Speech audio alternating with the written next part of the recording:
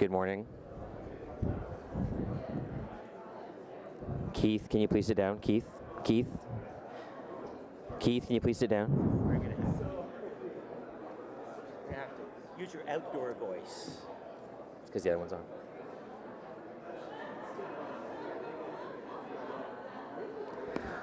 Good morning. Please sit down. Keith Eglai. Keith Eglai, please sit down.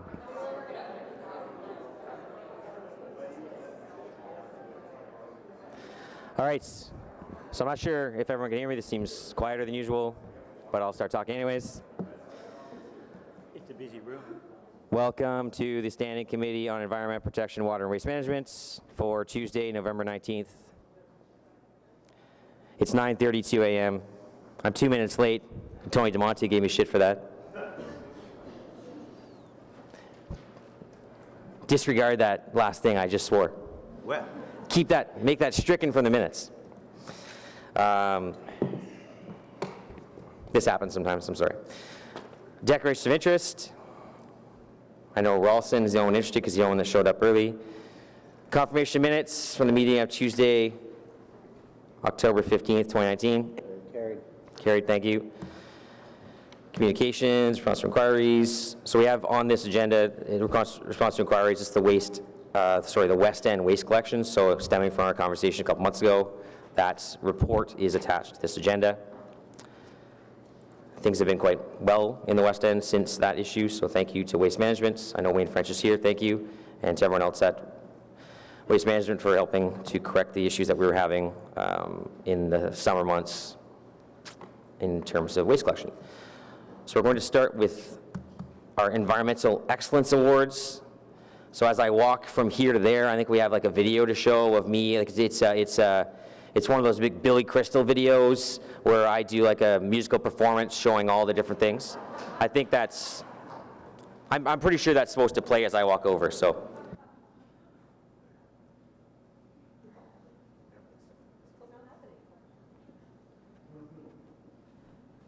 No, so somebody must have screwed up and got the wires crossed. I have that video somewhere. Alas, I did not print speaking notes. Do you have some notes with because I have like some things that I have to say? No, that's fine. Just give me a second here. I'll get them on my phone. Just talk amongst yourselves. John Willing's wearing a fancy shirt today. Focus on that. Sometimes he wears blazers. It's good.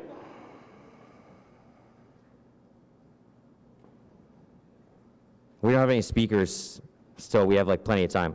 So, and what do you guys have to get back to? Work? Come on. Doo-doo.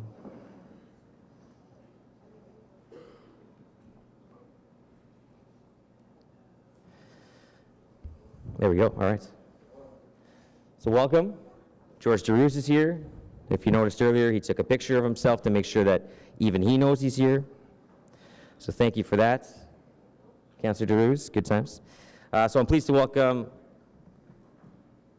Steve Kay, our city manager, Steve Kanalakis. He was standing over there earlier, so that confused me.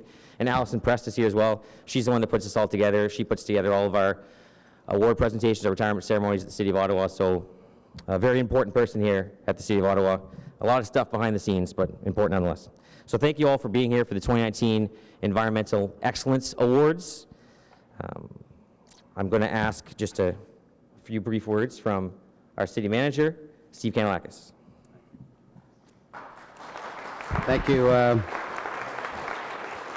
Thank you, Chair. And they are just a few brief words. And thank you to the Environmental Protection, Water and Waste Management Committee for hosting this event today. This is a highlight every year for our staff who are so engaged in environmental issues and making our city such a better place. And it's a great sense of accomplishment and appreciation for all of you today. I'd like to take a moment to recognize members of our senior leadership team who are here today.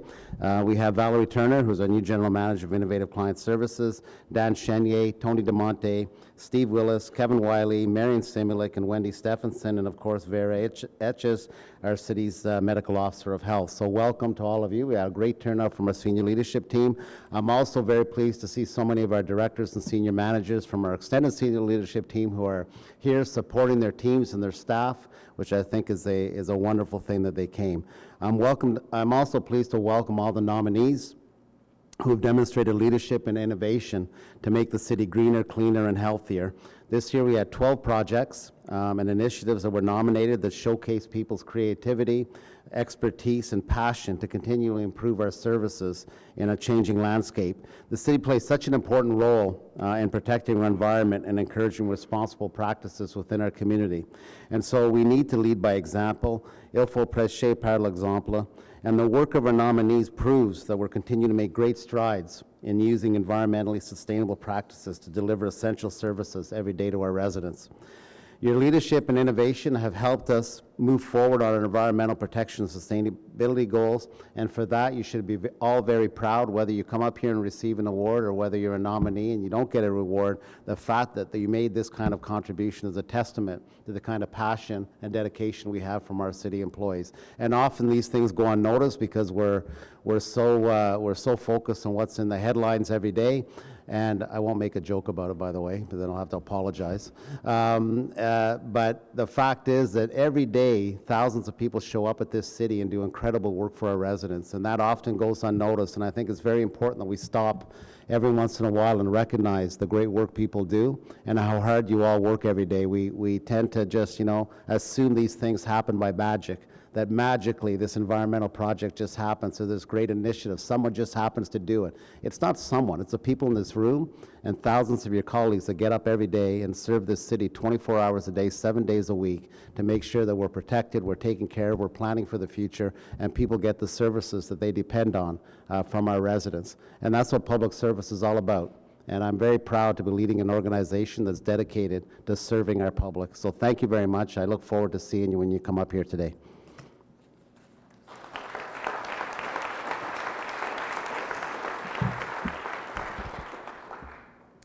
So thank you very much. I didn't actually introduce myself at the start, probably a mistake. So my name is Scott Moffat. I am the chair of this committee, which I mentioned the name earlier. I won't say it again for brevity's sake. So I want to start just by thanking all the nominees here today that came out. I know there was about 8 nominees in the internal category, and we have another list of nominees for the second category, which I'll get to. So your commitment to environmental leadership and leadership just throughout the city, as Steve Kanalakis was talking about, is incredibly important, and it's a pleasure to be able to help celebrate that today. So the 2 categories for nominations are internal initiatives that reduce the city's corporate environmental footprint, and the community category for projects that reduce the overall community footprint. The 8 internal category nominations are the 2014-2018 Energy Reduction Program, Bylaw and Regulatory Services Green Initiative, Nepean Groundwater Treatment Program, new bins in city parks, rehabilitation, thickening and dewatering facility, species at risk online training, stormwater management retrofit, low impact development program, and Viola Marie Rached. She had her own, like other groups, and then just her. Congratulations. So these 8 nominations represent the highest level of expertise, professionalism, and teamwork. I would like to invite all nominees in the internal category to please stand, and I invite everyone to join me in a round of applause for their outstanding contributions. So.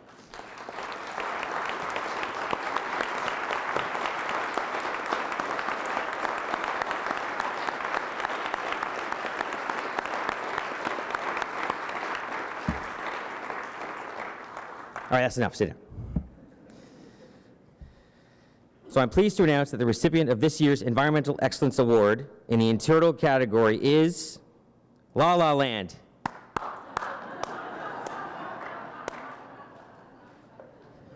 Nope. Bylaw and Regulatory Services Green Initiative.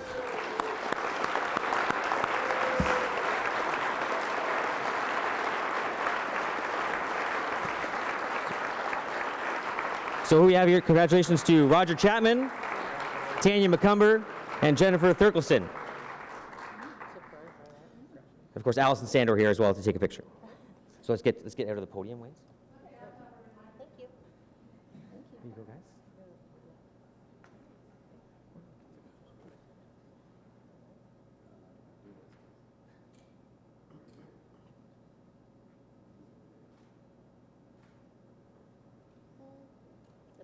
That's great. Thank you. Congratulations.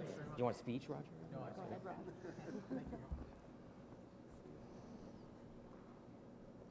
So just a little bit about that. So this important green initiative is transforming the department's fleet of vehicles into a greener and more sustainable one. Request for service to bylaw regulatory services has been increasing with an expected 90,000 service calls this year. The department is working closely with partners in fleet services to change the focus from their use of traditional gas-powered vehicles to a suite of eco-friendly transportation modes, including bicycles, e-bikes, and hybrid vehicles. Vehicles that have reached the end of their life cycle are being replaced with eco-friendly options. Larger vehicles used for enforcement, such as animal control, are purchased with an EcoBoost option. The goal is to have the City of Ottawa's most sustainable fleet of vehicles, including fully electric vehicles in the longer term. These initiatives also include the addition of GPS devices to the fleet and a strong push to put an end to the unnecessary idling. This Green Fleet initiative allows the department to greatly reduce fuel costs while encouraging active and green living. This is also helping to increase community awareness of green transportation options. So congratulations again to Bylaw Services.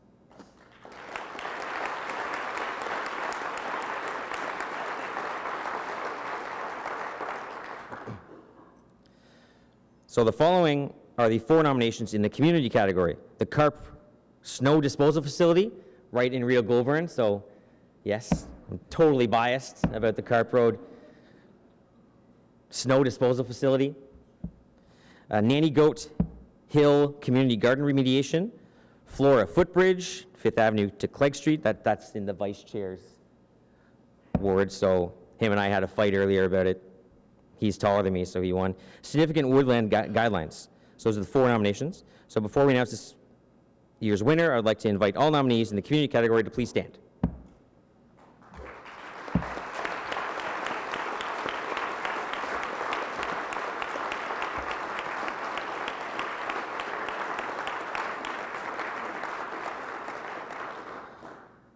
And the winner of the 2019 Environmental Excellence Award in the community category is the Nanny Goat Hill Community Garden Remediation.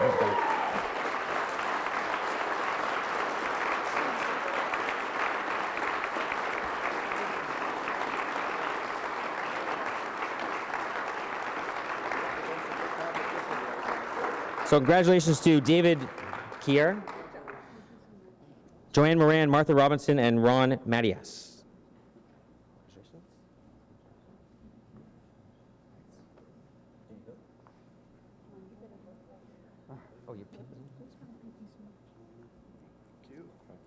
I'm assuming the Carp Road thing was second place, so.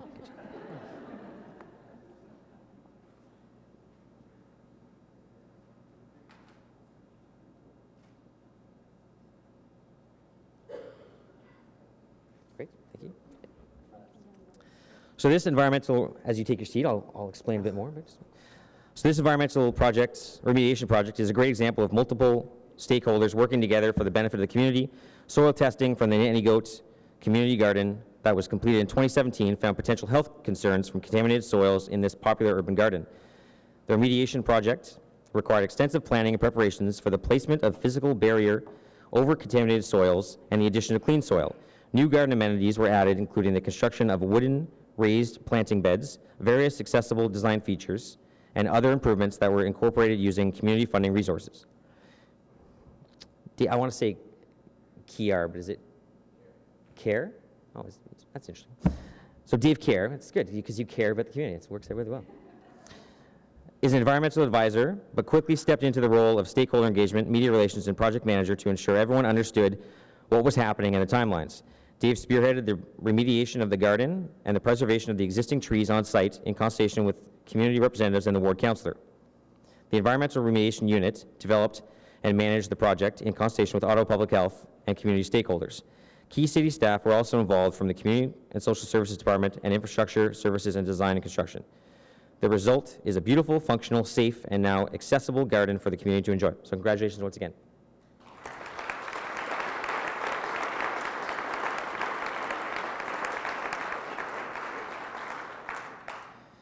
So on behalf of the members of the committee, members of council, city manager, and everyone, all the general managers of the city, congratulations once again. Thank you for your involvement and taking part in our ceremony today.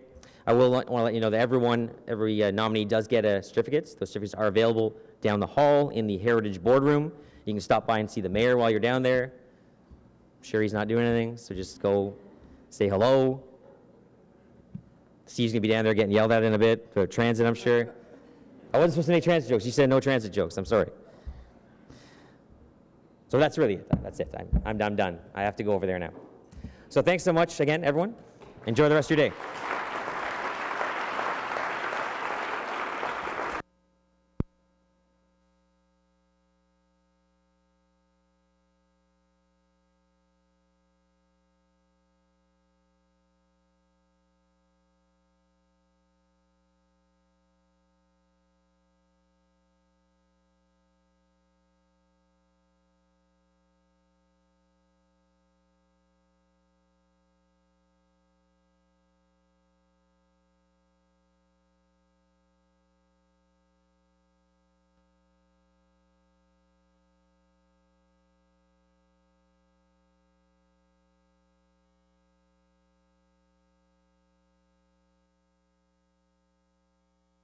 I think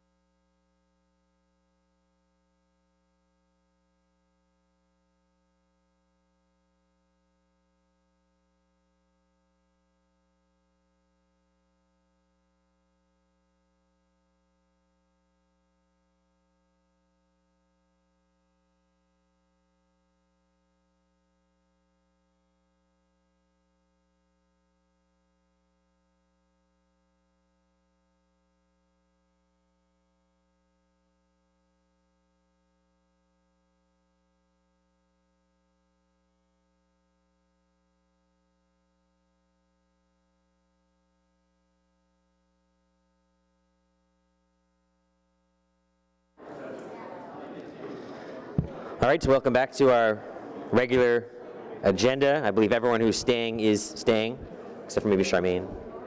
I think she's leaving. She's leaving. So on to our agenda. Item 2 is the proposed 2019-2022 term of council priorities. We're going to hold that for a presentation. Oh, we now have a speaker on the strategic priorities. Item number 3, amendments to water bylaw 2019-74 and off-hours large water meter installation and maintenance fee. So we don't have any speakers on this, we're going to report. So this is just some adjustments to our current bylaw. So that the Standing Committee on Environmental Protection, Water and Waste Management recommend council approve 1, amendments to the water bylaw as described in this report, and 2, an off-hours city large water meter installation and maintenance fee as described in this report. Is that item carried? Carried, thank you. Item number 4 is the 2020 draft operating capital budget, so we will hold that. And item 5, the always scintillating status update on Standing Committee Environmental Protection, Water and Waste Management, inquiries and motions for the period ending November 7th, 2019. Is that item received? Great. So we will go back to item number 2, which is the proposed 2019-2022 term of council priorities.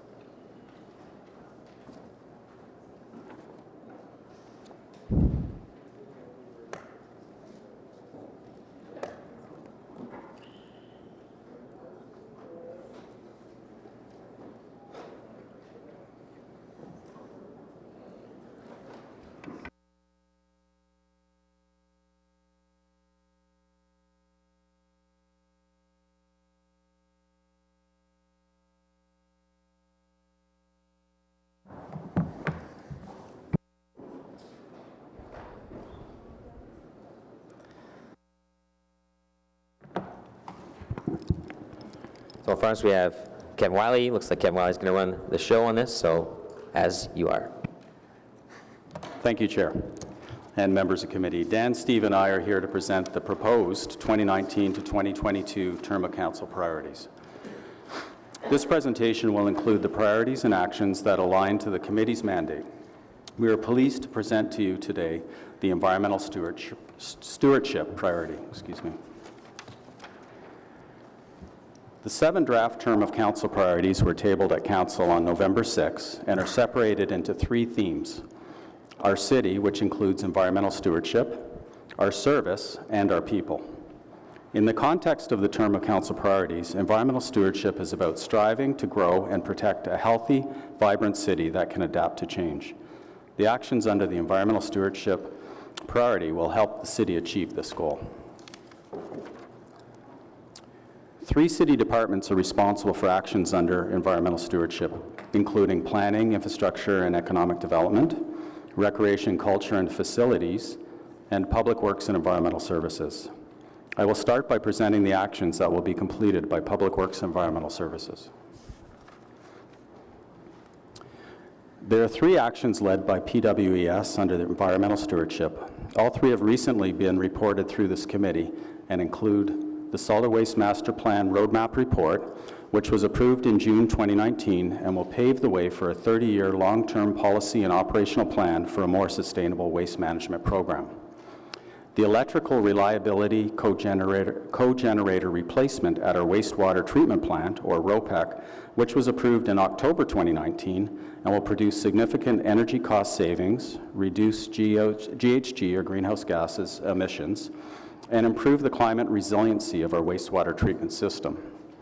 And finally, we will maintain the excellent quality of Ottawa's drinking water through ongoing implementation of the Drinking Water Quality Management System, which is provincially mandated standard and we report on annually to this committee and to council.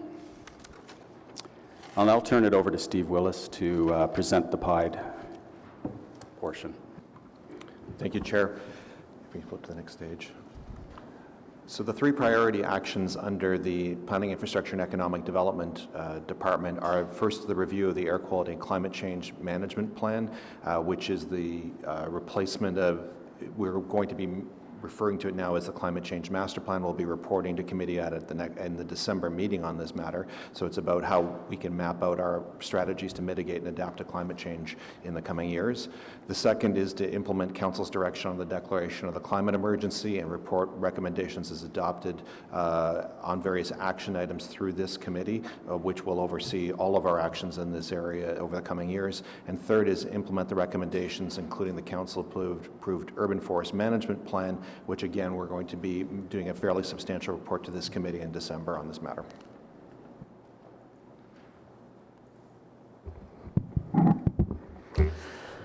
Good morning, Chair, members of the committee. My department is responsible for implementing the Smart Energy Phase 2 priority that is included in the plan. This is, as you might expect, a follow-up on Phase 1, which over the last term of council allocated $1 million a year towards energy efficiency measures for city facilities and sites. This new proposal in this strategic plan calls for $3 million a year over the 4 years, so $12 million total. And should also reflect a report that Council approved back on June 26, which moves our payback period from 5.5 years to 8 years. This will mean deeper retrofits with more of a concentration on reducing GHG gases as opposed to the previous term where the focus really was more on cost efficiencies and included a lot of lighting conversion and some of the lower hanging fruit that was available to us. So this program will include more things like building automation, deeper retrofit, replacement of things like boilers and ventilation systems to provide a greater impact for the city. And we're prepared to take any questions now. And sorry, I should have introduced Mary Scott, who is helping us with the slides today. Thank you so much. So it seems obviously like what we're doing here, we're already well on our way in terms of the specific initiatives for our committee.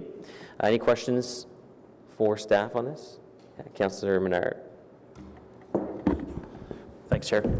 Thank you very much for being here. I was happy to see some of these priorities in term of council priorities. It's great to see that. On the last item, Mr. Chenier, the smart energy, the phase 2 portion of that, What's our projected spend on that program in 2020? Chair, we have developed a spend plan that would spend the full $3 million in each of the years. In fact, over the 4 years, we have $12 million available, and we have about $15 million in projects. So there are no shortage of projects. We are in the process now of finalizing the plan. I have to also mention that the city is working very closely with Envari, our folks over at Hydro Ottawa, in terms of implementation of this plan, and we are looking at opportunities for some deeper retrofits to, as I said in my presentation, try to gain more GHG reductions as opposed to simple energy cost reductions. Okay, yeah, there's an 8-year payback on this for us, for most of these retrofits, so it ends up saving us money over time. So I want to be expanding this program in the future. I know we did $3 million last year. You said the plan is coming forward shortly, so will we see the facilities that are going to be upgraded soon, or is that already been distributed? I'm sorry if I missed it. In the past 4 years, we have not distributed the specific plans because it is primarily a rolling kind of piece of work with Envari. Certainly, we'd be happy to show any councillors the scale of the work and the specific facilities that are being addressed as we finalize these plans. That's information that's available should councillors be interested. I think it's important, right? We know where it's being invested, which buildings are getting upgraded and when, and can communicate with our communities that way. I'd like to see a lot more, like I said, investment on this side of things, because it's one of the areas where, again, we save money over time, so and it reduces our GHGs at the same time. So I'm happy this is happening. I know we increased it from $1 million last year per year, but we need to be doing much more on this. There's an item in there, and it's a small item, but it's the support native pollinator portion of the strategic policies. So it could include future commitment. I just want to make sure that this is clear because it sort of keys in on what we did in 2019, but I want to be clear that this could include future commitments to pilot projects or new policies to help this priority. It's not just the pollinator garden we had out front City Hall in 2019. This is a broad expanse, I'm hoping. Chair, the councillor is quite correct. It's intended to be, create some demonstration opportunities, communicate it more broadly, show how this could be incorporated in some of our standards in terms of either our own operations or where the individual community members could take and do their own projects as well. Okay, that's the intent. That's great. We're looking at a pilot in our ward, and I know that this is something we want to see for things like medians and other areas where we can reduce our use of gas mowers and start to put in pollinator-friendly grass and other plants that can actually stay there and not be mowed on a regular basis. My last question is around the climate emergency and the embedding of that as a priority across the entire organization. So I know that's coming. Just given the priority is in here, can you give me a timeline of when that's going to start to be happening so that when we see reports, we know what the impact is?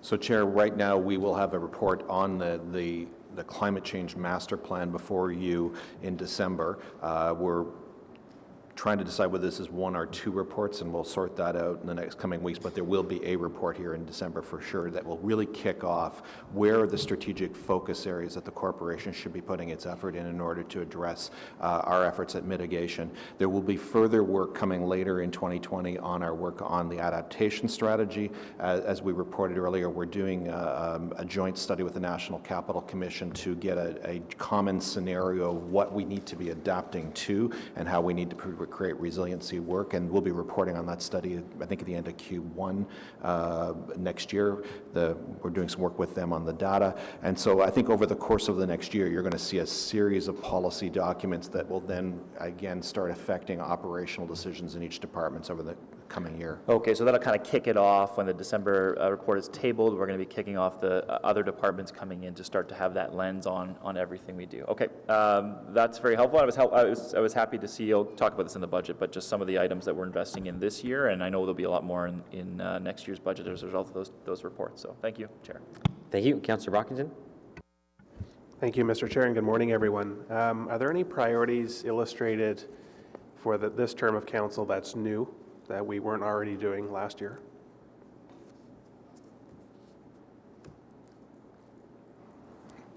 Chair, I think there's been a fairly significant reframing of the priorities that we've discussed, particularly with the acknowledgement of the council's decision on the climate emergency. I think if you look at the last term of council strategic priorities, they were nowhere near as specific in terms of the action areas that we have here. I think they were more general in nature. So I think the breakdown that the three departments have provided is more specific. Mr. Gibbons, I don't know if he's in the room, can provide more information if you compare this to the last term of council priorities. But the true details will be next month in the reports that you're going to be releasing at this committee?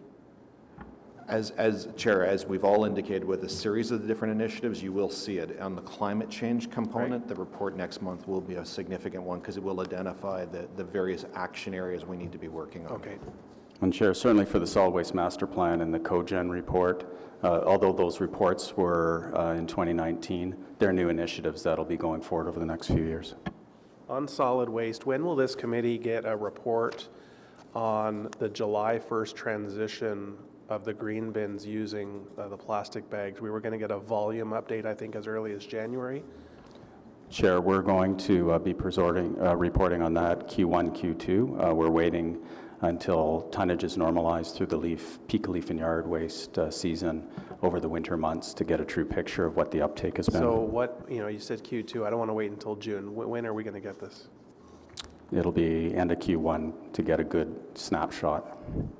Okay. Another listed priority is implement protective measures to maintain the quality of our drinking water. Is that new, or are the words protective measures new? Are you doing something different this term because of the aged facility, because we have to take additional steps? What's new here? Chair, as I mentioned, that's a provincially mandated standard, but it's a continuous improvement process. So although it's a standard that we adhere to term over term, it's the crux of the program is a continuous improvement standard. So every year we do a full review, and where we see either issues or other things that need correcting, we put in place an action plan, and we report to this committee and council on it. So there are new components to it. We already do this, is that correct? Correct. Yeah, okay. It's a regulated, mandated program.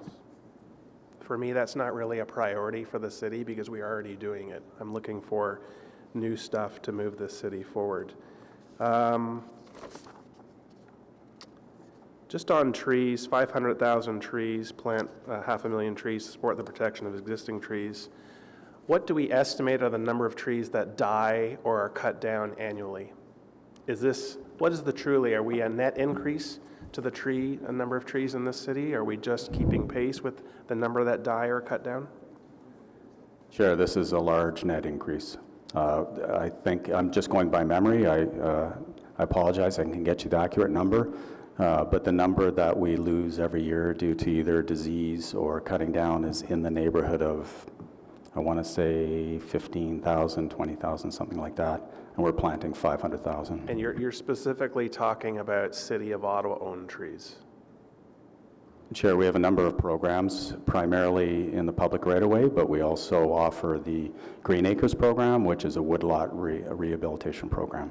Do we have any estimates, though, within the City of Ottawa boundary, how many trees are cut or die on public and private property annually? Chair, I don't have that now, and I can certainly get that for the councillor, no problem. That'd be great, thank you. Just the last one, the pollinator health. I'd like to see something. Last year I suggested that we look at the city facilities for opportunities for either milkweed or pollinator. I had referenced at one of my community centers some milkweed that continuously gets cut down at the facility. It would be great if staff could provide some low-cost ideas to members of council to work with our communities on. So not necessarily saying we want you to pay for it, but what are some inexpensive, community-based, grassroots-funded, grassroots-led ideas specifically about pollinator and/or milkweed that we can work with our communities on city property? So whether it be community centers, fire stations, libraries where they have land, not just at City Hall. I think what we have at City Hall is nice, but it's sort of, not seen by the people in the neighborhoods that we represent. So are there opportunities? Absolutely, Chair. I can say to date, we have had some pilot programs that have not been successful because of where they're planted and what's been planted. So we've done a bit of a refresh in our approach. We're working with the Canadian Wildlife Federation, who are experts in the field, and they also have a seed bank, a local seed bank, which is helpful. And we do, as Councillor Menard mentioned, we have a pilot program this year in Councillor Menard's ward and also in Councillor Aguilar's ward. We'll be doing testing on the right-of-way to see how robust these plantings will be. Certainly, and on top of that, the Community Gardens program has offered pollinator gardens as well. But we are looking for those opportunities. We do want to work with the councillors, because the other aspect that we've found in the past is sometimes the public perception of what is a well-maintained boulevard and not a well-maintained boulevard can be problematic. So we do want to work closely with councillors. Excellent. Certainly in the spring, I encourage my residents to, take on various initiatives on their own property, but to have something local that they can see and be inspired by, I think would be great. And I'm certainly willing to take that further within my community, but I need some ideas from you. Anyway, that's it, Mr. Chair. Thank you. Thanks. Just on the tree canopy thing, you may recall that Martha Copestake was here recently and did identify the tree canopy report, which showed the baseline, which gives us the ability to from moving forward, really understand the impacts of tree loss and tree gain, because now we have a baseline to start from. And then on the report for tonnage differences, the issue is during the summer months it's skewed right by the leaf and yard waste. So we really need that baseline between, let's say, November and March to really understand the full impact year over year as to what the changes back in July will do, and that's why they committed to Q1 or Q2. Councillor Cloutier. Merci, Monsieur le Président, and merci à tous les départements pour votre travail pour l'élaboration des priorités pour la période de 2019 à 2022. And in the files, I went to the 2015-2018 balance scorecard, and again, thank you for that. So much good work was done in the last term of council. The CSST tunnel, the replacement of LED lights, the energy evolution, the urban forest management plan. We thank you for your work on all that. One of the items in the target that was set in 2012 to the city set a target to reduce corporate greenhouse gas emissions 80% between the 2012 levels by 2050. So we're about a quarter of the way into that goal. Can you situate us, being a numbers person, situate us on as to how these priorities will continue to move us towards that goal? So, Chair, again, the report that will come before you in December will provide updated information on an additional year's reporting. This committee last year directed us to report annually on our progress, and we will be reporting on that. As part of the new climate change master plan, we will also be giving you an analysis of the options of more aggressive targets, as we were asked to do in the climate emergency motion. So that report's coming before you in December, and I think your questions will be well answered when you see the package of materials that will be coming before you. So if I could ask your patience to wait for the December report, because my staff will be here and we'll be able to give you a very fulsome presentation on that. Noted, thank you. But we're going to be asked to approve the environmental portion of these term of council priorities. My basic question is, are they enough? Chair, in the report coming forward in December, as a result of Council's direction with the climate emergency motion, we are actually going to show you the option of going to a more aggressive, go to a carbon neutral by 2050 target, which would be a higher target than what Council's currently set. And it is a target that's being examined in a number of municipalities across Canada. We will provide you what those implications are. At first blush, just in terms of the analysis, to get to the 80% target, the municipality is already doing a lot of the heavy lifting in the community to hit the 80% target. So the difference between for us as a corporation to go from 80 to 100 is really a small increment because we were already doing a lot of the work to get to the 80. We are on track. There's much more we need to do, and that's what the report coming forward will frame for us. So you have the option in December, should council wish, to go to a more aggressive target. So that's why I'm hoping that you can adopt this today, but then we'll give you a more fulsome report in December. Thank you. Thank you. Thank you. Councillor Eglai. Thank you very much. Just a couple quick follow-up questions on the pollinator piece. And I know, Kevin, you and I have spoken about this before, and I also worked with staff to get the pollinator garden at City Hall. But another option, and I direct this, I think, to you, Mr. Chenier, is the fact that we can work with our communities to create butterfly gardens and pollinator gardens. Now, correct me if I'm wrong, we're able to use our CIL to facilitate that in the park, or no?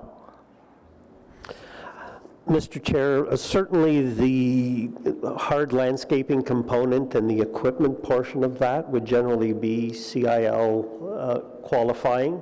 The replenishment, the plants, the expendables is the part that wouldn't, but generally volunteers and other sources are able to supplement that. But the very basis of putting in gardens, in my view, would be something that could be done under CIL.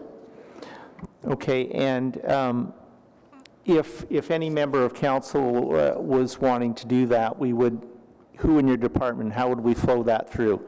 Because since one went in my area in General Burns, which was largely community-driven, there's been a lot of interest from other groups in the community saying they would like to do something similar. And in fact, the lady who spearheaded it in General Burns has offered to sort of provide guidance or workshops to people on how to do it. So, but for the community, for us, who would they be dealing with in your department, Mr. Chenier? Chair, again, it would be through our recreation planning group, who would both assist with the design and then the technical specifics of that. But we would also work with Kevin's staff in terms of maintenance implications to make sure siting in the park and design do not cause ongoing issues, that kind of thing, fit well within the park. But the first step would be to link up a park planner with a community to move that kind of project forward. Okay, thank you. Another question, this has to do more with city infrastructure. One of my residents sent me a link recently, and I can't remember which city it was in, but that city has started by putting green roofs on bus shelters. And that just made me think, not necessarily about our bus shelters, but in our new builds coming forward, do we look at things like, in our standards now, incorporating a green roof, or like at Algonquin College, the green wall that they have in one of their main buildings? Are these things that we're now look at as design standards? So, Chair, under Council's currently adopted green building standards, we target LEED Gold, and within the LEED program of buildings, it provides a menu of different things you might do in a facility to accomplish your points in order to get accreditation. Green roofs is one of the options, but there are also a number of other options, and you almost have to look at a context-specific on each design whether or not that facility would be really good. So if you looked at a bus garage, for example, maintenance garage, very, very large roof surface, incredibly large area, the cost of the green roof would be very substantial. I mean, last time I checked, it was about $10 a square foot. It's probably starting to come down. It would be a very big dollar investment that you might actually be better in terms of investing the money in other aspects. Smaller buildings, it is.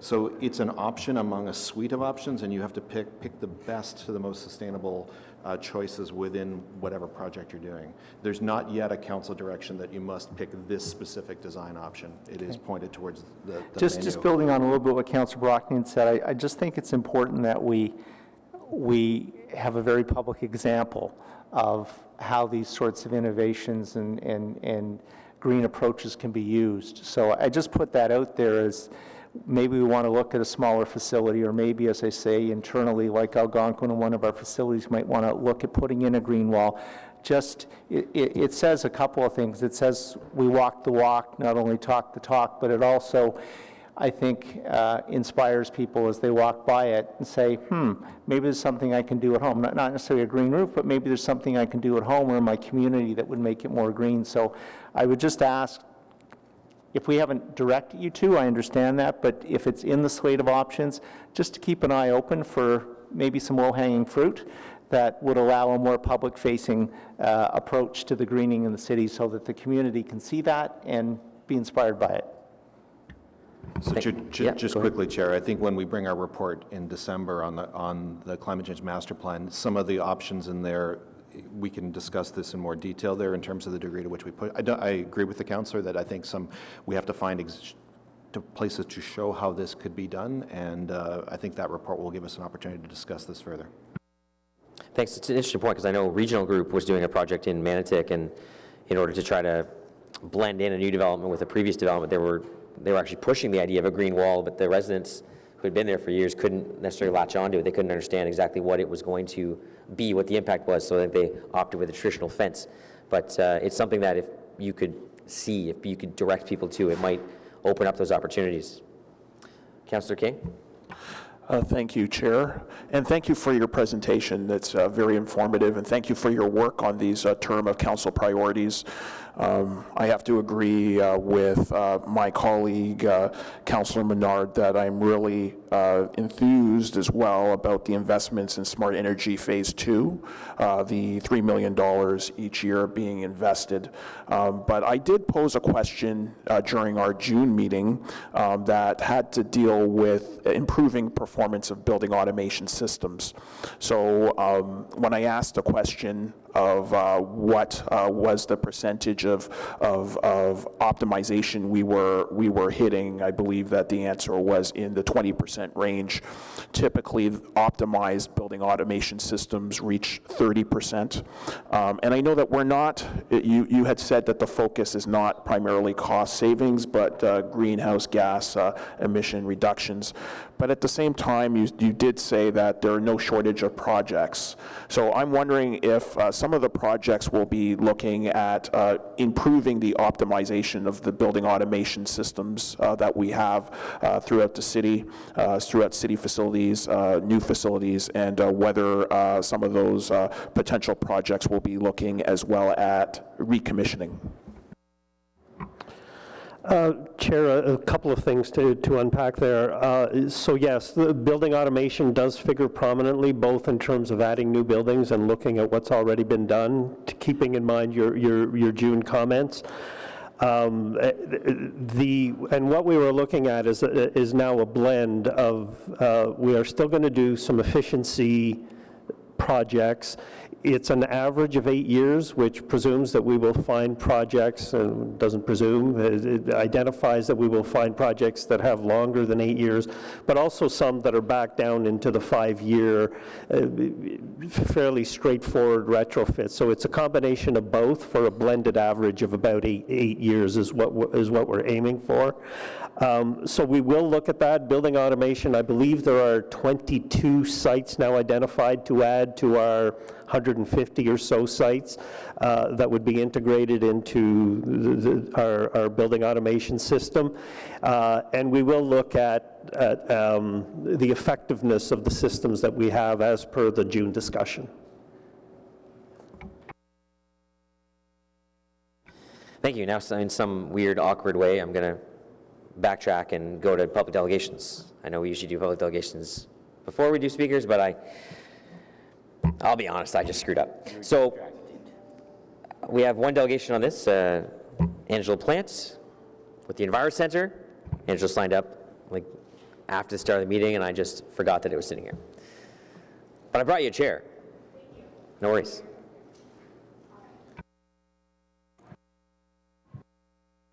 Am I on? Okay, perfect, thanks. I work with EnviroCenter's Carbon 613 program. It's a program that supports local organizations in Ottawa to reduce their greenhouse gas emissions.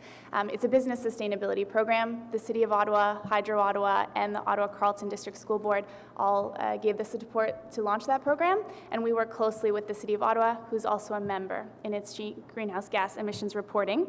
I'm really excited by the conversations we've had today. I think there is a really marked shift in these priorities, moving toward addressing climate change, remarking that climate change is already happening and that greenhouse gas emission reduction must become a priority. I think in these conversations, it's something that we see in a lot of organizations. Carbon 613 is part of a network called Green Economy Canada, and we work with 260 organizations in Ontario who are all doing the same thing that the city is trying to do. How do you reduce greenhouse gas emissions in your operations? And it's a challenge. And so that shift in the Smart Energy Office, first of all, congratulations for creating that focus. I know the city has been working for a long time on investments in its own buildings to reduce their energy use. That's just good economics. But that shift to include a GHG lens is really important, and it's challenging. And what we often see is that organizations go first for the low-hanging fruit, like LED lighting replacements, because it has a really high return on investment, but then you've done all of the easy projects and you don't have any money for the more difficult projects. So I'm really happy to see a shift in looking at greenhouse gas emissions, because you need to bundle those difficult projects, and so that's something that you should be proud of. I'd also like to echo the second sentiment about public examples. I think what we find in a lot of organizations is that there are solar panels on the roof and nobody knows. But how are we going to inspire a transition? How does an organization show leadership if those types of examples aren't made more public? We work with the Shaw Center as well. Really good example, if you go to the Shaw Center and walk around the facilities, they have huge plaques talking about all of their different sustainability initiatives. And I think that's a really powerful way to engage the public on both the projects that you're doing, but also talking about cost savings and making sure that the public is aware of that other institutions like the hospitals or universities know what these kind of projects are accomplishing is really important to transition. I would also say that in terms of leadership, if you look at the federal government has released a greening government strategy, and it has actually had implications for the real estate market in Ottawa for commercial buildings, because it is very clear now that federal government renters are looking for greener buildings and they're looking at greenhouse gas reduction. And so the city similarly can have a real impact. So we'd like to see more and more investment in greening the city's own operations and its buildings, because it can have such an impact in other organizations and what they will do. The thing I noticed though in the strategic priorities is there are less real targets compared to the last term of council priorities. Last term there were waste diversion targets. There was a GHG reduction target for fleet. What we recommend to all of our members is that all major departments or sources of greenhouse gas emissions in an organization have targets. I mean, you even see this now. Big oil companies are linking their executives' pay to GHG reduction targets. And that's an interesting example, but there certainly needs to be clear GHG reduction targets across an organization in order for us to see not incremental measures, but wholesale change. And so I think having those type of targets is really important, and it also helps council see what's happening in terms of operations. And that's particularly important in what I said in the beginning about the Smart Energy Office and looking at not just projects that will reduce electricity consumption, but projects that will reduce natural gas consumption, because natural gas consumption creates 10 times more greenhouse gas emissions than electricity in this province, so we need to be targeting those and that energy source in particular. So if you want to make sure that the corporation is on track to reduce its emissions, there have to be targets around greenhouse gas emissions. I think similarly, from our experiences in working with the business community, the The business community is looking for leadership, but also looking for support. So support in its waste reduction, support in its GHG reduction. Right now, it doesn't feel like it's getting a lot from the city, so I'd like to see more of that. That's all. Thank you, Chair. Thank you very much. Any questions for the delegation? Councillor Menard? Thanks very much, Chair. Thanks so much for coming, Ms. Plant. It's great to see you. I know you've been involved heavily in the past as well on what we've been able to accomplish in the city. And so in terms of the next December meeting, which is where I think we're going to start to see some of those concrete targets come out, some of what you're speaking to about the percentages of reductions that we need to see across the organization, as well as my hope is a move towards partnership offerings for our residents that follow on that report in terms of reducing their own emissions. Are you engaged with the city, or are you able to be engaged in that December report? We have milestone report coming at that time. Is that something you're speaking with staff about or engaged in? Because we could use your expertise as part of the follow-on to that report and how we implement. Yeah, for sure. I think Energy Evolution has done a series of consultations, and EnviroCenter works on both business sustainability and home and community sustainability, and we've been involved in several of those consultations. So I think there has been a pretty robust involvement of the community in suggestions of what's needed. The question is who will pay for it, but. And just on your question around targets in the strategic priorities, can staff, I don't know, Chair, if you'll indulge me, but can get an answer from staff on the change or the difference between last terms and what we're seeing this term? Is anyone available to comment on that? I imagine there's some that comes with the reports that come, but to get a comment.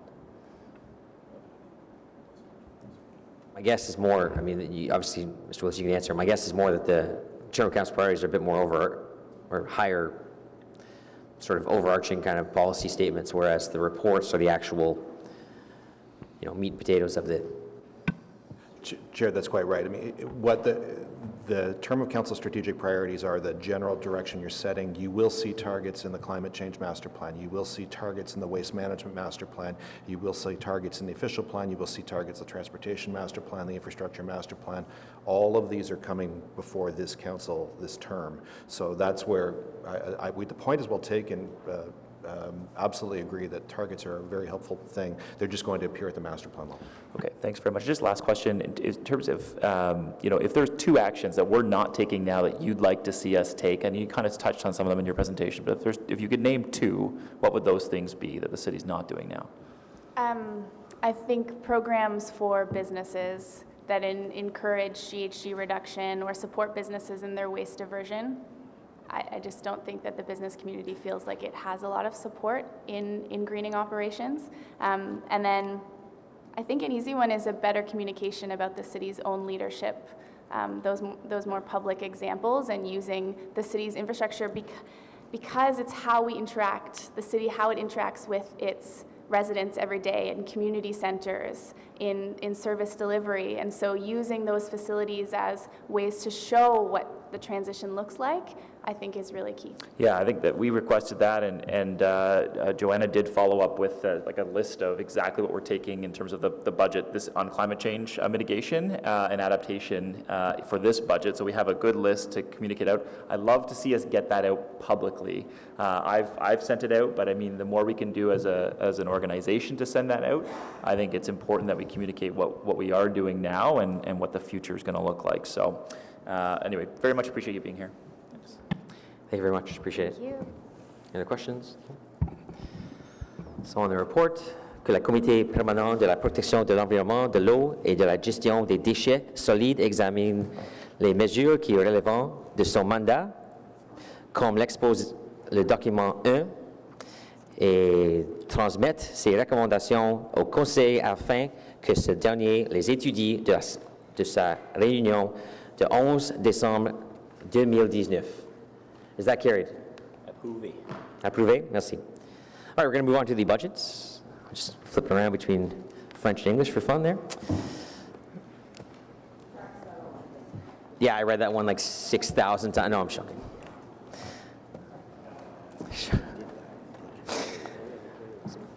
Number 3 carried, right? Yeah. So we're on to number 4, which is the 2020 draft operating and capital budget, tax and rate supported.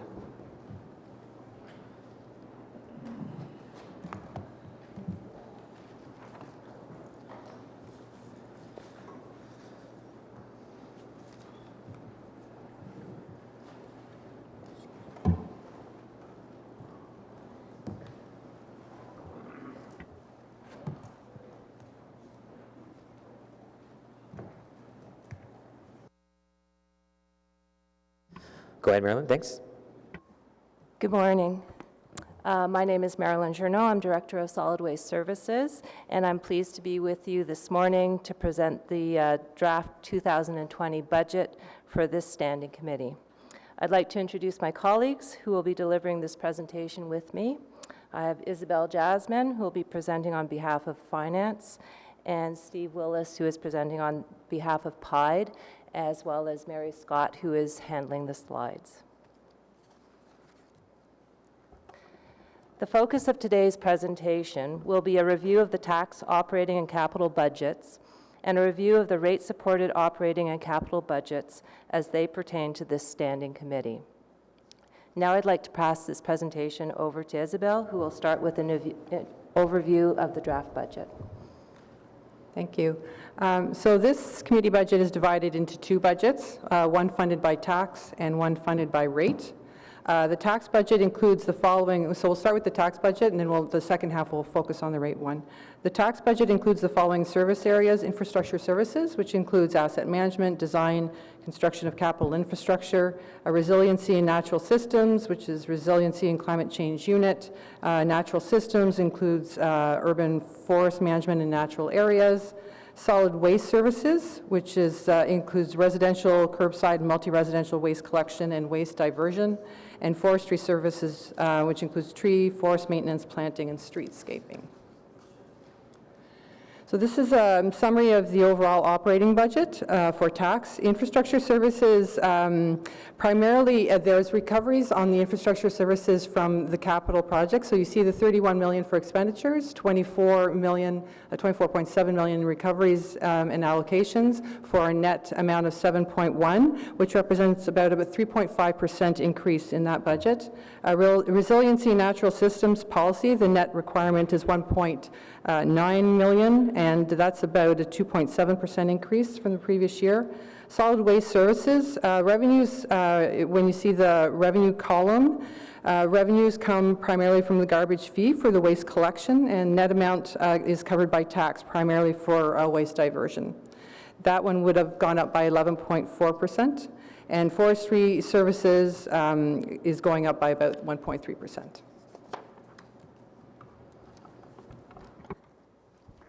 The user fees for solid waste collection are increasing in 2020, which can be largely attributed to the renegotiated contracts for both curbside and multi-residential waste collection. The city's competitive procurement process has ensured that residents and property managers are receiving good value for their money. As outlined in the report to Council in April 2019, starting in 2020, a single-family household will pay an additional $8 for curbside collection, which equates to about 67 cents per month. The per unit rate for multi-residential property owners will be increasing by $13.50 in 2020, which equates to about $1.13 more per month. There will be service enhancements associated with the new multi-residential waste collection contract, which will provide more flexibility for property owners. The first enhancement is the introduction of 360-liter plastic wheeled garbage bins for some of the smaller multi-residential buildings. These bins will be collected from a centralized location and will help to eliminate the large number of plastic bags that are currently being placed at the curb. As well, starting with the new collection contract in June 2020, bulky items and green bins can be collected from a centralized location for collection rather than having to be placed at the curb. Here's the capital investment summary for the tax budget. $6.6 million are earmarked for solid waste assets and initiatives, which would come from the Capital Reserve Fund and revenue, and including $100,000 for 2 new pickup trucks, $3.3 million for Stage 2 partial capping at the Trail Road landfill site, $1 million to replace, repair, and expand the gas collection and flaring systems at the Trail Road landfill, and to install a permanent gas collection system, $250,000 for continued improvement to the leachate recirculation system for the Trail Road landfill, $100,000 to manage groundwater compliance issues at the Nepean landfill, and $450,000 for the Nepean landfill cap repair, $1.4 million for the Trail Road cap repair and scale house upgrades. Approximately $2.5 million are earmarked for PIDE-led initiatives, which include $70,000 for energy evolution projects. This includes the installation of a 150-kilowatt charger at Bob Macari, ongoing support for community EV days, and matching funding for the province's municipal energy plan program. $2 million is being added to the budget to support the purchase of Shea Road Woods, an ecologically important natural feature in Ward 6. The city is combining the $2 million with $1.5 million of existing reserves. And the Recreation and Culture Facilities Department has $3 million for energy management and investment strategy at city facilities, focusing on building automation systems, including occupancy control centers, LED lighting, and mechanical upgrades. In order to accomplish the initiatives identified in the capital budget, the draft 2020 budget would draw $9.67 million from the Capital Reserve Fund and $2 million from revenue. So the rate budget is funded by the water bill revenues and other fees. Separate budget is developed for each service with separate fee and a separate reserve for each. All the services are based on 100% cost recovery, so when you see the net is zero. Increases in revenue are aligned with the requirements from the long-range financial plan, and this is an asset-intensive service, so the increases mostly are due to capital requirements. All the programs include an adjustment for potential 2020 cost of living increments and benefit adjustments, and the contribution to capital is aligned with the long-range financial plan and inflation. Water is increasing by 3.67 million, wastewater 4 million, and stormwater 4.7. Inflation for capital and construction is 5.8% per the construction CPI for Ottawa. So the draft 2020 budget includes $240 million in capital investments to renew and grow water, wastewater, and stormwater infrastructure that it delivers essential services to the city. The city's water infrastructure continues to be in fair to good condition, and for the last 5 years, the city has consistently achieved 100% rating from the Provincial Ministry of Environment, Conservation and Parks. That's a mandatory annual comprehensive review covering all aspects of drinking water operations, and Ottawa consistently is a top performer in Ontario in terms of the quality of our drinking water system. We're responsible for maintaining and renewing 8,500 kilometers of pipes, 2 water purification plants, 1 wastewater treatment plant, and approximately 100 pumping stations, 5 communal well systems, and over 6,000 culverts, ensuring they're safe. And there's really, it's unprecedented. There isn't a municipality in Ontario that has as much responsibility for this capital equipment to maintain that we do. So the total replacement value of those assets is nearly $21 billion, which is about half of the value of all the city's infrastructure is just in this area, in the environmental area. So I'm going to go over the highlights of our spending in the next couple of slides. So in terms of the drinking water highlights, in terms of capital improvements or repairs, $72.4 million of work, including a major new water main from Riverside South to Manotick, rehabilitation in work in the 2 water purification plants, including new monitoring and control systems, $2 million for enhanced corrosion control at the purification plants, and to address Health Canada's new guidelines for lead in drinking water, $11.6 million to improve water distribution systems and water main infrastructure. And you'll recall last year during the major flooding event, we had to do a rapid and significant look at our Lemieux Island pipe bridge because it's a key backbone of our water supply system. So we were fortunate that bridge performed as it was expected, but we're going to do some additional repair work to that bridge as a result of the high river levels last year. And then additional work on the Bank Street water mains between Rideau and Mitch Owens Road, and replacements of other water mains in high vulnerability areas, particularly where there are no sewers or roads, where we normally do those as integrated projects. Integrated projects, just to remind you, is when we're dealing with both the underground infrastructure and the above-grade infrastructure, so it's combined budgeting between our transportation budgets and our water budgets, and so we're spending almost $67 million for integrated road projects in the next year. Elgin Street's an example of an integrated project. The most significant project next year is Montreal Road that we can see. And then spending $12.3 million to repair, rehabilitate, and improve water distribution sewer networks across the city.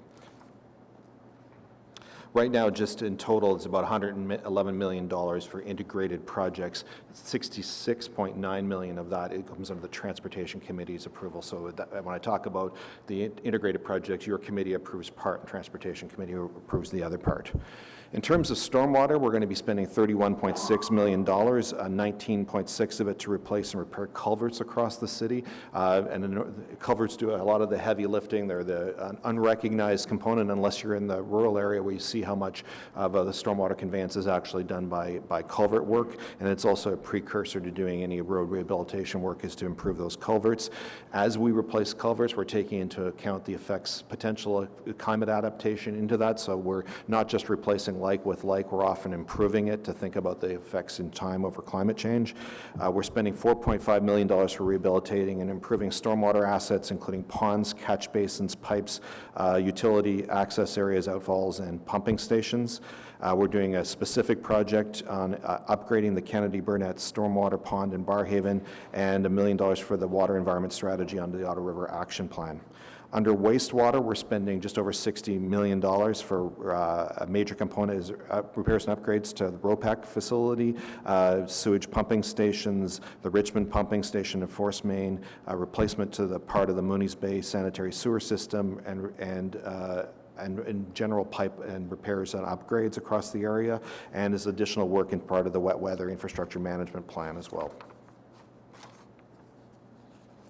So in order to accomplish all of this capital spending, we draw every year from a series of funding sources. This year, $179 million of that comes from reserves, 36.3 million comes from debt.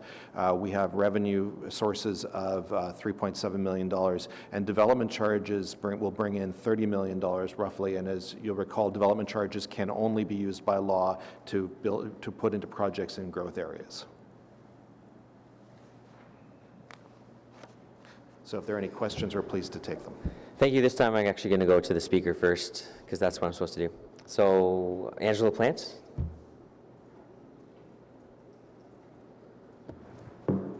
Welcome back. Thank you. I think my comments will be similar, so hopefully shorter. I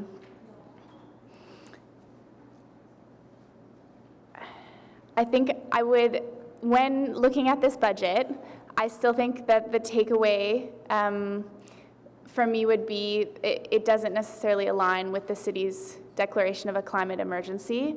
I think we're still looking for, and I know that there is a hefty report coming out soon, but we're still looking for action across the city in GHG reduction. And in particular, there's only $70,000 for energy evolution, which is supposed to be the city's plan for GHG reduction. And so I understand that a lot of these projects that are in the budget are very concrete and worthwhile, but I also think there are so many other things that we've already have been recommended in past climate change reports, and there will be many more coming out in December, and I think I'm still left with the question of where that is in the budget, and whether we can really afford to keep pushing it, because if energy evolution comes out in December, then we'll be pushing it till the 2021 budget. I also, when we're talking about climate change and greenhouse gas reduction, we need to look at transportation and buildings. And I don't feel that there's a strong emphasis in buildings, particularly outside of the city, in this budget. So how are we helping inspire private action? How are we helping inspire residents and commercial businesses and institutions to reduce their greenhouse gas emissions? Buildings are the biggest chunk of greenhouse gas emissions in this city. So what are we doing beyond the city's operations? And I guess to present again that there are a lot of organizations in Ottawa that want to that are looking for ways to green their operations, and I think they'd like to see more support from the city in terms of waste diversion and greenhouse gas reduction. So similar things. We really look forward to seeing what comes out in the reports in December, and I will see you all then. Great, thank you. I think that's obviously it's challenging with the budget being right now and that report coming a month from now. I think there's going to be a lot in the report that the city cannot fund. Like they're actually, it'll be such a far-reaching report in terms of what needs to happen that it'll be near unaffordable for the city to do it on its own. There will be the need for other levels of government to help out. And I think when you talk about buildings, you know, the province would come into play on that from a building code perspective. From what does the Ontario Building Code say? How can that be adjusted or changed to meet certain targets? So there's a lot of moving parts on that, and it's going to be more than just the City of Ottawa that has to be a part of it. But that conversation, I think, will be quite in depth a month from now when we get into that. Any questions for Ms. Plant? No? All right, thanks again. Thank you. Questions for staff on the budget? Councillor Eglai. Yeah, so I guess this is a joint question. On the breakdown of the budget from Maryland, we heard 83% funded from reserves. Steve, you said 71.9%, I think, funded from reserves.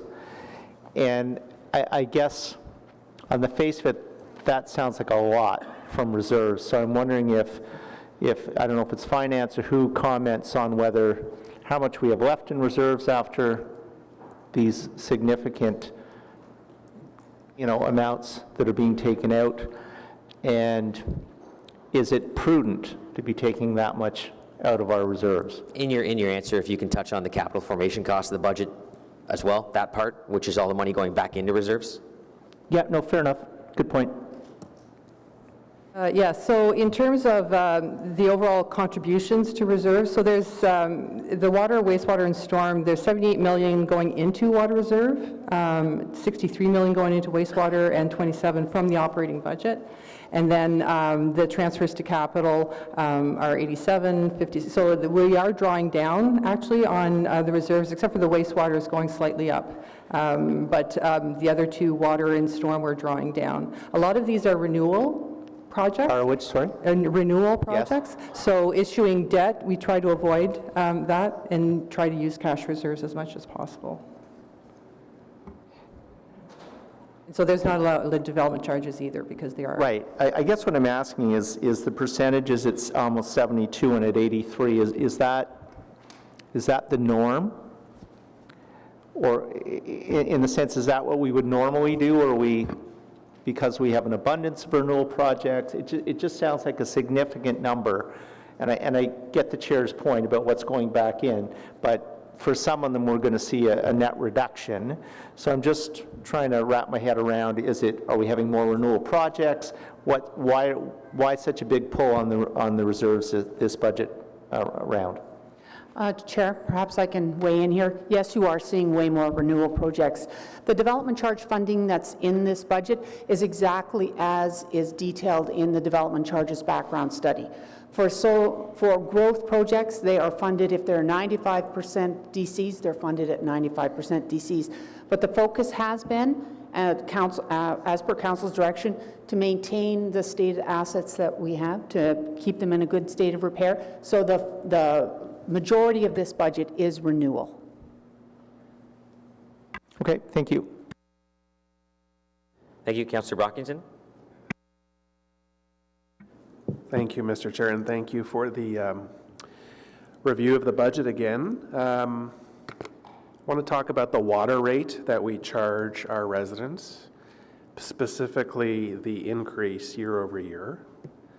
Is it my understanding that that increase is really intended to go towards two things? One is inflationary cost increases year over year, and critical infrastructure need.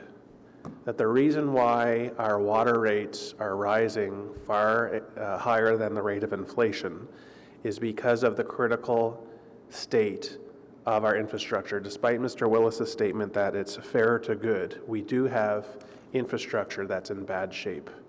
And the reason why our water rates are increasing at the level that they are year after year is to address the critical infrastructure. So I'm asking this question to make sure that we're increasing the rates because of this reason, that we have critical needs and that's where the money's going towards. So on the operating side, we stick just to base inflation. Most of these increases are related to the capital requirements. We also have in the long-range financial plan, same as in the tax side, we have an infrastructure gap that we are trying to catch up on also. And that's also built in. So it's addressing the capital requirements needs, getting to a state of good repair, and then also trying to address the infrastructure gap over 5 years. Because I ask this question every year. And I want to ensure that if we don't have critical needs, we don't need to be increasing the rates as high as they are, because people push back on this. Residents continuously say their water rates are rising at basically double, if not more than double the rate of inflation, and I need to reassure them that their tax money is going to a very good cause. We're not here to negotiate whether or not we fix water infrastructure. It must be done. But I want to make sure that this is exactly where the money's going. There are 2 projects in the 2020 budget in River Ward that go towards replacing the waterworks. One in Carlton Heights. We've had 15 breaches in the last 3 winters, including 2 on Christmas Day. And my initial meetings with staff a few years ago was, yes, Councillor, this is on our to-do list in 40 years. And I said, that's not good enough. Same community can't be every winter. I mean, you should see the street after a number of water main ruptures in January and February. We lose the battle with ice. It's just very, very difficult. So I just want to applaud that in this budget there are 2, in the grand scheme of things, minor waterworks repairs in my ward, but very, very much needed. When new infrastructure is built, can you just talk about the cameras and the way that you're monitoring the infrastructure going forward? I know there's a lot of talk that the cameras help us with rat monitoring, but the cameras are really installed to allow infrastructure services an idea of the state of the infrastructure. Is that automatic in all new builds, or is that only in particular, maybe larger corridors?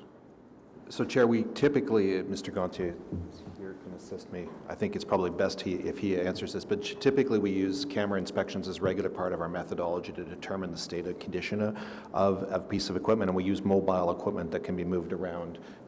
Mr. Gontier probably can add more specifics. Yeah, Chair, there's probably 2 main areas where we use the camera inspections on our sewers. One is to confirm after construction that the sewers have been built according to our specifications. And then throughout the life of the asset, we also have cycles where we do use the camera inspections just to confirm deterioration and any concerns with the sewer that can be addressed either operationally or identified through our renewal plans. Okay, that's good. Ditch cleaning. Contrary to popular belief, there are a number of ditches in my ward. And I would just seek clarification on whose responsibility it is to clean ditches from debris, inspect grading of the ditches to ensure that water flows. I've been receiving some contradictory answers. So I just want to know, are ditches the City of Ottawa responsibility, and what is the frequency to maintain their state? Chair, that's Public Works Environmental Services responsibility. It would be part of the TRC budget. It would be included in there.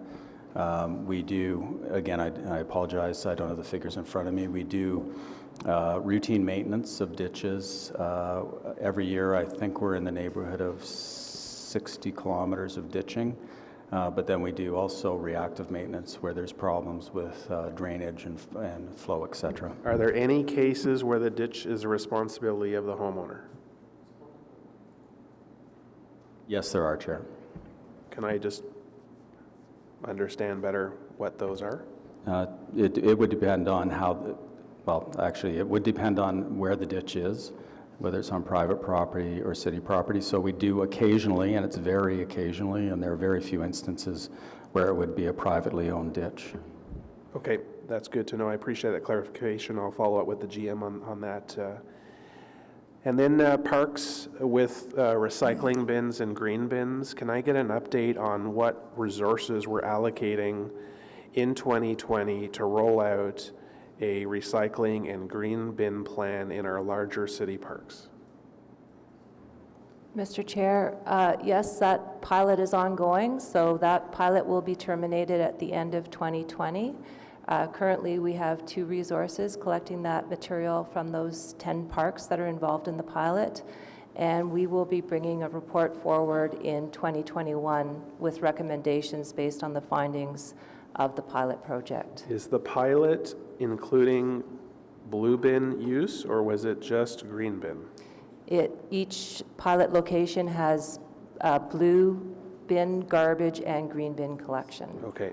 And do we have to wait until 2021 for a more extensive program? Or is there something that we can do in the summer of 2020?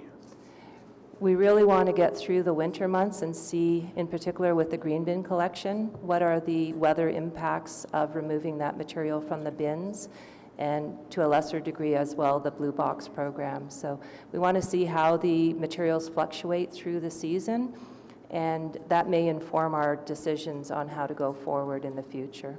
Okay. Finally, can you comment on the market for our recyclables? What does the domestic market look like for purchasing the things that we collect? I was just visiting family on the weekend out of country, and their municipality no longer accepts glass. Glass is now going in the garbage. Can you elaborate what the future looks like? Is there still a strong market for our recyclables? And is the revenue that we're projecting the same, higher, less? So this year's revenue is coming in at a projected $8 million for the sale of the blue and black box material items. We're budgeting similar revenues for next year. Okay. It's, based on world commodity prices, so it is a bit of a guesstimate, but we use the 3-year average to produce those budget estimates. So we're fairly confident that the markets will remain strong. I mean, they fluctuate month by month, but to date we have had great success in marketing all of our materials. They're all marketed within North America, so we're not impacted by what's happening in Asia with regards to the markets there. Is there any possibility that our program will expand to accept other recyclables not yet included in our program? Through the master plan that we've just initiated, we will be looking at all of those options and policy statements. So there is, the province has an issued Bill 151, which is looking at the stewards being fully accountable for the Blue Box program, which would include full cost recovery on that program. There is, one of the issues that municipalities across Ontario have been asking for is to have a consistent program across the province, so that if you're in Toronto, the program mirrors what is accepted in the Ottawa program and things like that. So I think we will be seeing at the provincial level some consistency across the province coming in the future. My final question is regarding the green bin, and let's assume for a second that the plastic bag transition on July 1st is a smashing success, and the volumes collected surpass the tonnage that we negotiated in the contract. What happens then? I know, if I remember correctly, you're substituting some of that extra with leaf and yard waste, and I think maybe that's such a significant volume that we're not in any type of risk that if actual green bin organic matter increases 25%, we're still covered. Are there any risks to us in 2020 if green bin volumes far surpass expectations? So you are correct. We use the leaf and yard waste component of the green bin program, and it's easy to move that material off to composting facility near the Trail Road landfill site.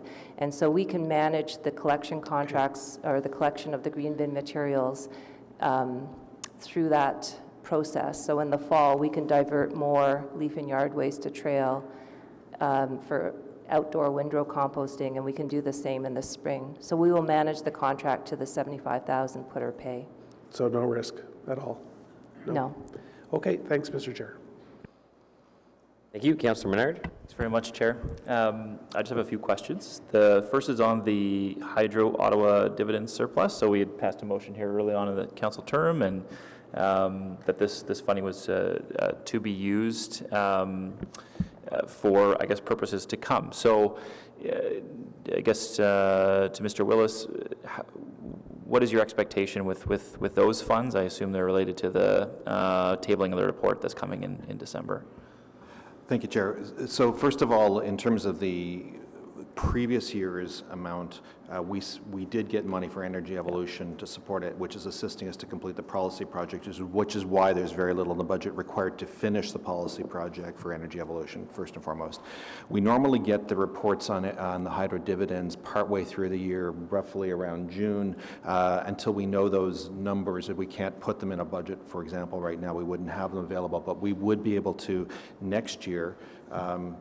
If the December report's adopted, which identifies what I think are about 20 different action areas where we could put money in, our expectation is that those dividends will be directed to those, some of those action areas or all, and we'll be able to report and make recommendations to you on the basis of the approved strategy that was coming at the end of the year. Okay, that's great to hear, that those will be utilized for that function. There's spending side increases on garbage collection. At 3.75 million. To offset that, we're increasing user fees by $8. The spending side on garbage collection, what specifically is that for? Is it just, it's higher than inflation, so? So it's, we just issued new tenders and contracts for both the curbside and multi-residential waste collection, so those are competitively bid contracts. And the value of those contracts have gone up significantly over the last 7-year contract that were issued. So it's a direct reflection of those contract increases. Okay. And those were, just jog my memory, those were short-term contracts, or they were a continuation of contracts. Can you just remind me again on those ones? Because I think we're supposed to be doing a full look at this in a few years. Can you just remind me? Yes, Mr. Chair. So on the curb side, it was a 3-year negotiated contract. Right. Given all the uncertainty around Bill 151 and where the province may or may not be going with the Blue Box program. So in April, we awarded those 3-year term contracts. However, for the multi-residential waste collection contract, that was a fully tendered contract, and it's for a 5-year term plus 2 1-year extensions at our discretion. Okay. Because, yeah, I think the percentage increase over last year is something in the range of 8%, something like that. So the diversion and recycling budget is going up $4.4 million. Councillor Brockington touched on this. Is that just because of the green bin contract that we renegotiated, or are there other items in that $4.4 million there's a reason it's going up? It's largely due to the contractual changes. Okay, and I just want to be sure, because we've put plastic bags in the green bin now, under the auspices we're going to get some savings associated with the contract, right? So, but our budget has increased in the last 2 years, I guess, to pay for the upgrades at Renewy? Or is there other reasons? Yes, so Renewy has, as part of their enhancements at their plant, they invested $3.4 million to deal specifically with including dog waste and plastic bags at their plant. But that's already been incorporated into our budget because those enhancements started in 2019. So that's already, it's not in the 2020 budget, so it's already been incorporated Okay, so last the year. adjustments we're seeing in the $4.4 million related to the green bin contract is what specifically then? Sorry, I just want to be clear. It's the cost of the collection increases due to the contract. due to the collection contract piece. Okay, I just want to make sure there's a savings associated with this, because we made this big move to do this, and I don't agree with plastic bags in the green bin, but now we're doing it, and then there's a cost that comes with it. So I'm trying to key in on the advantage to us. The purpose behind the plastic bags in the green bin was not to save us money. It was really to encourage participation in the green bin program and to allow a new feedstock into the program. So the driver was not to save us money, it was to increase participation. Okay, but our costs have gone up pretty significantly on the diversion and recycling portion of this. I think this one is again in the 8% range just from last year, so that's a big cost increase. And we were supposed to get a report back on the diversion difference. Is it January of 2020? Yes, we were going to look at preliminary numbers in the master plan report that's coming out likely in February or Q1 of next year. Okay. And so at a high level, obviously, we'll have much better numbers after a year of operation, but we'll have some preliminary numbers in that report. Okay. The materials and services budget is going up by $7.6 million. Can you give me which items specifically this is related to?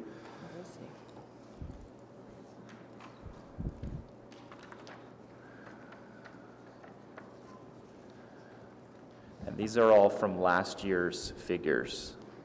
Just while they're looking, the two things that you mentioned, the collection contracts and the diversion, those two are completely unrelated. So we approved the extension, well, not the extension, the new contracts back in April at council. So the three-year contracts, we approved that back in April with the increased cost, knowing that that was going to tap into our 2020 and 2021 budgets in terms of an increase on the user fee. But it's completely unrelated from the plastic bags and green bin aspect. Okay, just it was mentioned during the presentation that it was as a result of the renegotiation of the contract, but I guess that's separate than the of the contract. No, of the collection contracts, not the green bin aspect. Okay. So there's your renegotiation of your agreement with Orga World led to plastic bags through an arbitrated settlement, and then there's the negotiation of new collection contracts. Gotcha. Okay, so it's two separate things. Okay, thank you for that, Chair. In the materials and service budget, so we've got the $7.6 million increase. So again, which items are these related to? So the contract services are included in that line item. The contract services are included in that? Yeah. Okay.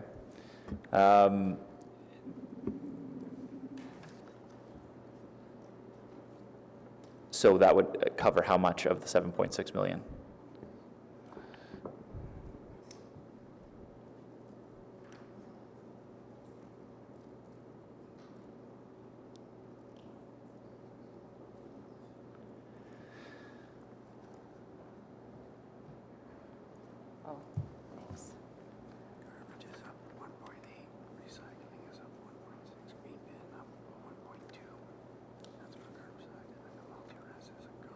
Okay. Sorry, thank you. François to the rescue. So the increases in garbage collection are $1.8 million, recycling $1.6 million, green bin is 1.1 or 1.2 million, and that's for the curbside collection contract. And on the multi-residential collection contract, it's $1.4 million on garbage, $418,000 on recycling, and $552,000 on green bin collection. Okay, so that makes up the material and services budget then? Okay, good. Thank you very much for clarifying that. This is another item around the wet weather infrastructure plan. There's $4 million allocated to that. That's just to develop the plan. I think it's under the PIDES budget. This looks like a new item that's come forward, and if you could give me more information about it, when it's coming, and what the plan entails. Yeah, Chair, this is actually a plan that was developed and approved a few years ago in terms of how do we reduce the risk of flooding across the city. So the funds that are being approved are actually for the implementation of ongoing improvements to reduce the risk of flooding in different communities. Okay, so things like berms and other things like that are needed along river areas, I assume, or? Right now, a lot of it is focused on sewer system-related improvements, addressing capacity issues, again, reducing the overall risk of flooding. Okay, thanks. This is a small item. I think it's under PIDES, but I just want to be sure. There's a Community Environmental Project Grants Program. It's just for $50,000 a year. And several residents in my community have been raising this, that it hasn't gone up, I guess, in 4+ years. They're saying that it does a lot to reduce GHG emissions in our communities, and it leverages the community expertise to do that. Again, I'm not sure if it's placed here. I want to be sure where it comes from. But it seems like that would be an ideal program to potentially increase our expenditure on, to be able to achieve some of these targets pretty cheap to do that. I'm not sure if you're aware of it or if it's something we can work on offline. No, Chair, and I'm happy to talk to the councillor offline about this project. We actually like this particular program area. You know, it always is fun to see the projects the community is willing to come forward with. Just with all the pressing demands on our own buildings, our own infrastructure, our own behavior, where we could see a direct relationship between what our own actions are and the GHG reductions. I mean, it's always a trade-off of competing budget priorities. So if Mr. Chenier's group, for example, can invest it in a repair in a building and we can see the actual direct GHG and reductions in savings, it is easier. So we like the program. We think it should continue. We've financed it for it to continue. It's worthy of discussion if it could grow, but it's always about, we have to make the numbers work. So yeah, okay. I maybe work with you on something for council consideration this budget. So appreciate that. Thank you very much for helping.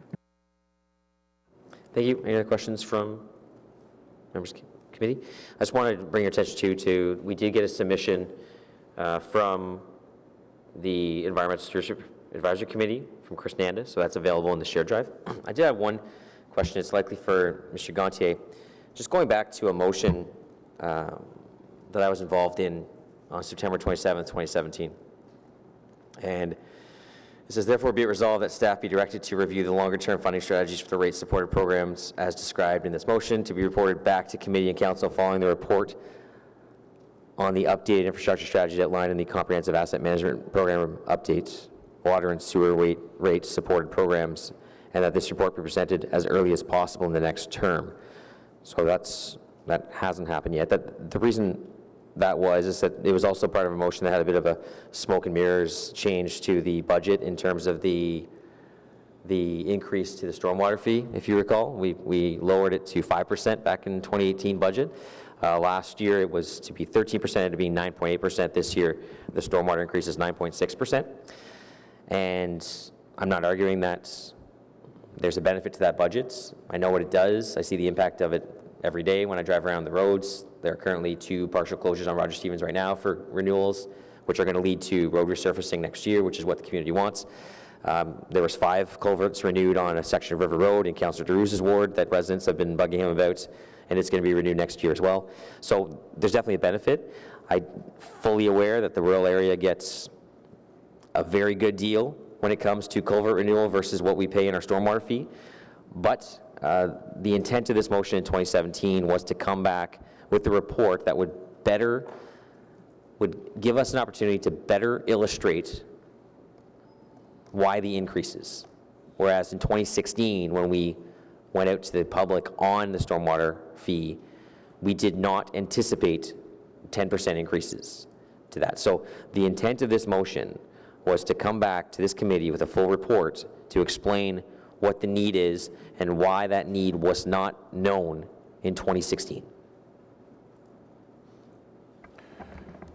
So, Chair, if you recall, as part of in 2017, we also brought forward an update to the asset management program that was aligned with the long-range financial plan. Yep. That also articulated the needs across different assets, including our stormwater assets.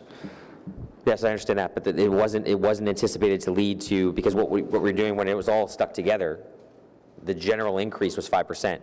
But once you pull everything apart, your increases on water and sewer are around 3 or 4%, but the increase to stormwater is now up above 9%. Actually, it's projected to be 12% for the next 3 years, but it's not going to be. But that was what the long-range financial plan projected, because once you pulled those apart, it couldn't be done the same. The 5% doesn't work on all 3 numbers the same way.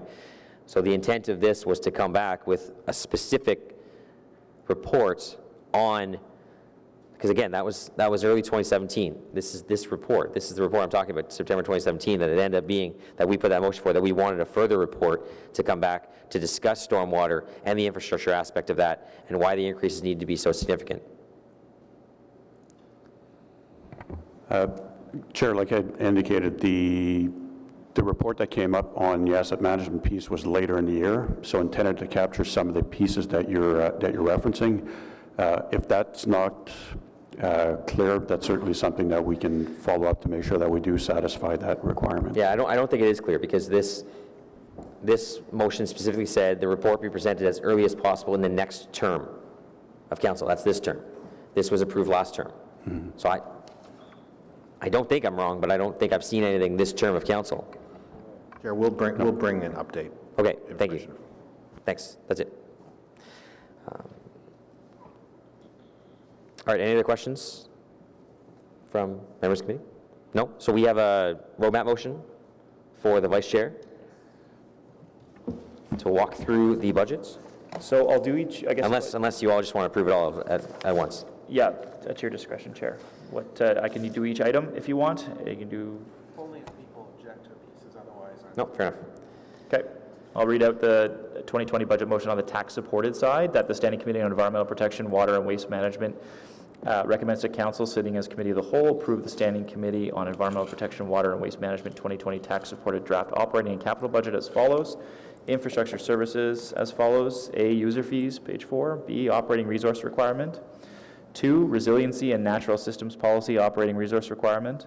3, solid waste services as follows. User fees and the operating resource requirements. 4, forestry service as follows. User fees and operating resource requirements. And 5, Standing Committee on Environmental Protection, Water and Waste Management capital budget, page 14. Individual project listed on page 28, 29, environment, and pages 31, 37, solid waste. On the motion? Carried. Or on the report? Carried, thank you. Okay, and on the rates supported side, sorry, that was the tax. Yeah, sorry, yeah, supported go side. ahead. Sorry, I forgot that. That the Standing Committee on Environmental Water Protection Management recommends that Council, sitting as Committee of the Whole, approve the Standing Committee on Environmental Protection, Water and Waste Management 2020 rate supported draft operating and capital budget as follows.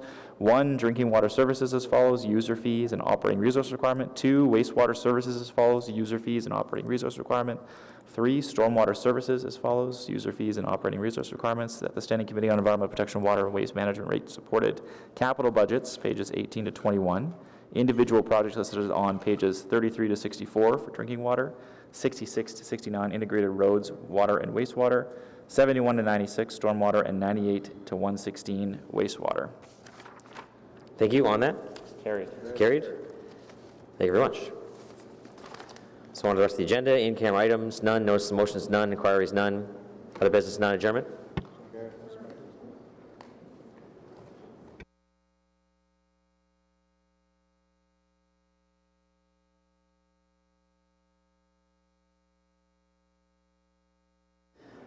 So adjournment carried. The next meeting is Tuesday, December 17th, 2019.